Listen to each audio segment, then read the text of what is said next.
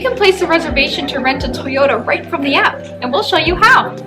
First, select the Find icon at the bottom and select Rentals. Click Make a Reservation and choose your desired Toyota dealership. Navigate the calendar to the dates you need to rent a Toyota.